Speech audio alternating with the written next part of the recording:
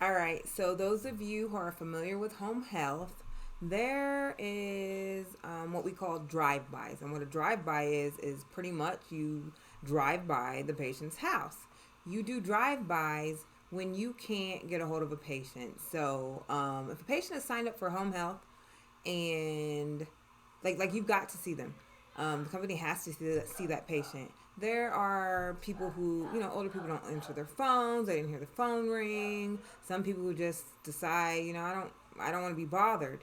You can't just not see this patient. You have to document that you exhausted every avenue. Hold on one second. Okay, back to what I was saying. You have to exhaust every you have to show that you tried everything you could to get a hold of that patient.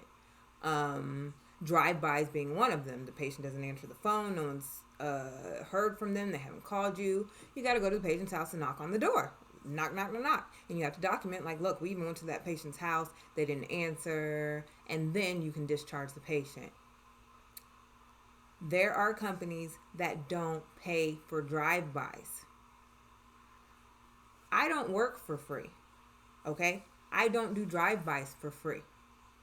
And upon hire, I always ask, what is your drive-by policy? Do you have a drive-by policy? Because they will let you drive by and make you think that you have to be the one to do the drive-by. No, this is your company. You need to document that you drove by. Don't let them think that it's going to be on you. You make your documentation known that, hey, I attempted to reach this patient. Office staff, my DON, the case manager was notified that I can't reach the patient. If the company is not going to pay you to do the drive-by, let them do the drive-by. I've got one company that just, like, I don't know. Raquela, did you drive by the patient's house?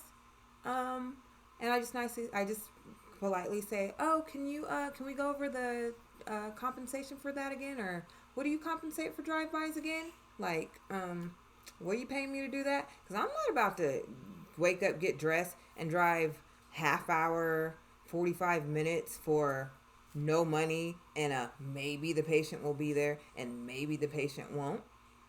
That leads me to my next thing. I always call the patient first. Some companies have this policy, some don't. The ones that don't have the policy, I make it known to them upon hire that this is my policy. I will call the patient and I will set up an appointment with them, okay?